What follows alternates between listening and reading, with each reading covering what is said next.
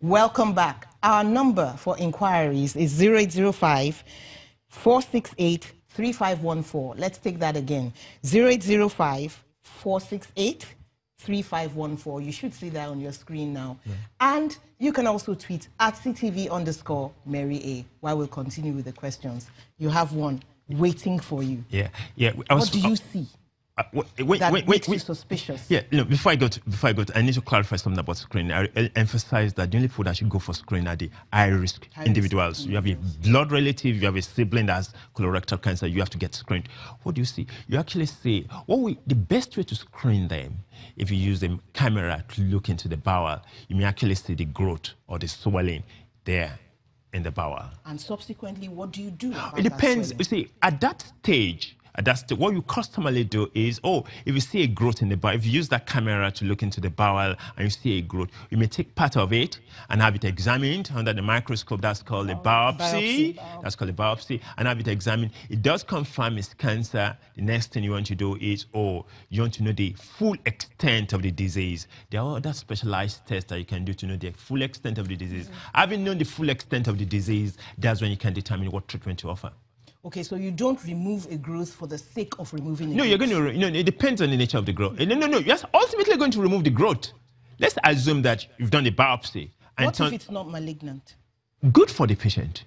But you still remove it? Yes, good, yeah. You're going to remove it. That means if it's a small one. That means if it's small one. That means what we call, if you do that test, that's actually called endoscopy or colonoscopy. If you do a colonoscopy and you pick up a growth, you saw something in the bowel and you remove it, right? You remove it. They usually call it, it's called a polyp, mind you. It's called a polyp. If you remove that polyp may ultimately, it's not all polyps that develop into cancer, but some polyps will ultimately develop into cancer. So by you removing that polyp, the likelihood of that, the progression to cancer. Prevention. Yeah. So before we even get there, let's just take care of it, right? Exactly, yeah. Exactly. But you did mention that it's only people who are high risk. Yeah. That unfortunately, and this is the truth, in Nigeria, you don't usually have a relative coming up to you, maybe a brother or an aunt, and saying,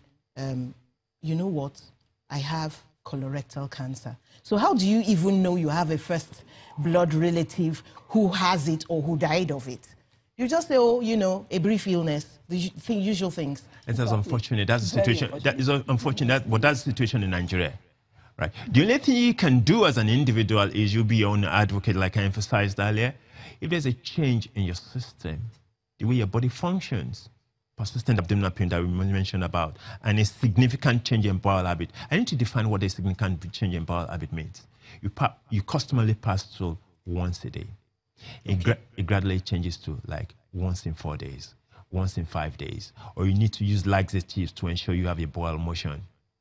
You need to investigate that. Okay. Let's quickly take this call, doctor. We're getting a call from Abba. Hello, Abba. Hello, Abba. Okay, can you speak up? If your TV set is on, I need you to turn down. Yes, madam. Good afternoon, ma. Great, you sound great. What's your question, Abba? Good afternoon, ma. Please, I want to ask doctor a question, please. Go ahead. Go right ahead. We're waiting for your question, Abba. What's your question? Okay, please, he was talking about eating too much of red meat. What did you remove the fat? Oh, okay. Thank you very much, Abba. Over to you, doctor. You're still eating red meat. So it's not necessarily the fat that you're still eating red meat. You're still eating red meat anyway? What's in it that's so bad? It's just the consume. If you take a lot, that's when it becomes problematic. So it's a matter of moderation. Yeah, it takes a lot. That's why, like I mentioned to you earlier, like the Americans the Americans take 10 times as much as we do, right? That's why they probably have a high incidence of red meat than a high incidence of colorectal cancer than we do. And when it comes to meat itself, it's not just a function of the meat itself. It's also a function of the way the meat is prepared. I don't think it's not for this discussion. But the most important thing is if you take your red meat in moderation, right? You don't take like what the Americans do. it reduces it. So taking so much meat is not the good life. It's not a good like life. most Nigerians think. And also believe that because red meat does not digest on time. Okay. I think that is the major problem. It's not even It just stays there. It stays there. Let's take this phone call. Hello. It stays there. Hello. Hello, how are you? Fine, thank you. Good afternoon. Good afternoon. What's your question? My question is, what are the actual symptoms of these diseases? Thank you Is so it much, losing Tijani. weight? Thank you so much. Yeah. That's because, these symptoms look so Common.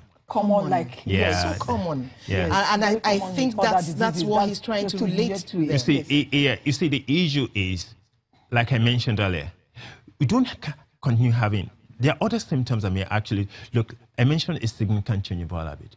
If you see blood in your stool, don't trivialize it. Figure it out.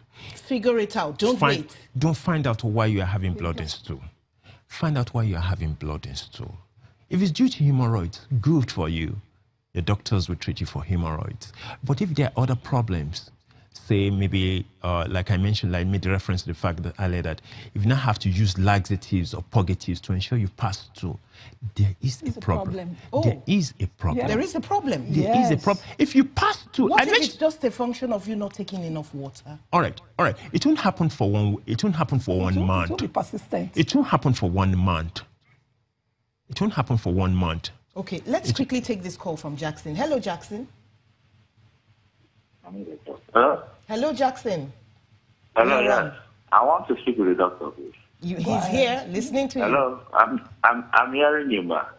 Okay, the doctor is waiting. Doctor, I want you to actually teach us more on the diet. Okay. Yeah. All right, Okay, good. thanks, Talking Jackson. about your diet, people talk about healthy diet. What's the definition of a healthy diet? Healthy diet doesn't contain a lot of fat, right? Has a lot of fruits and vegetables, and it contains fiber. Is our normal diet. That's it. That's it. Vegetables, fruits, And normal diet. Yeah, isn't it? Yeah. Meat in moderation. Meat in moderation. How about chicken, And less turkey? of processed food. And less of processed Less of yeah. processed food. Processed food. Thank you very Less of much. processed food. By the way, you don't seem very impressed with our cancer care and palliative measures. What would you like to see by way of improvement, in our health systems? We've said it repeatedly, myself and doctor, when we have opportunity to talk about it, and that is what we are advocating in Niola Cancer Care Foundation. Cancer all over the world is not left alone for someone like me, someone like doctor, you, everybody, corporate organization, everybody has to come in. So awareness. To create the awareness and bring the needed change. Let's quickly take this call from Umar. Hello, Umar. Yes, Umar is calling you from Lokoja. What's your question, Umar?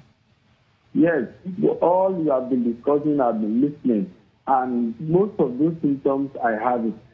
And severally, I've gone to hospital for diagnosis, and it's ulcer, they've been telling me. In fact, right now, I'm under the ulcer treatment. So I really want to know a particular test I should go for. Okay, I thank you. want the doctor to brief me a little on the particular test I should go for. In fact, sometimes passing through will be very difficult. Okay, Umar, we have to go answer that quickly. Please answer that with Ezugu's question, which is similar. He's saying, can peptic ulcer cause cancer? So I think they are similar. You see, the problem with peptic ulcer is something you take into consideration when a patient has colon cancer, because the symptoms are similar. Okay. One. But how do you make a diagnosis of peptic ulcer? The only way you can just because your abdominal pain is responding to antacids or anti-ulcer medication does not make it peptic ulcer. You need to be absolutely sure what you have is peptic ulcer. How are you absolutely sure it's peptic ulcer? You need to do some specialized testing where they use a camera. In Umar's case, he seems to need some help. Of course, he's been going he certainly need a comprehensive review. Yes. He will certainly need a comprehensive review because he has gone to the hospital repeatedly. He's going to need to go. The question go for another. Yeah, the question I will ask him is: has he been told? Has he done any definitive test to confirm indeed has ulcer. Because you see, ulcer, you ask the layman, what is ulcer? They just tell you it's abdominal pain. Okay, and doctor, we have to go. I know that you're raring to go. But the last word on this for Umar, I think, would be seek another opinion. Yes, to get a second. Thank you so much for coming to the show, Dr. Oshinowo. Thank you so much. And thank you so much. It's been wonderful having both of you. And thank you, everybody at home. It's been marvelous having you. Enjoy the rest of your day. I am Mary Alale Yusuf.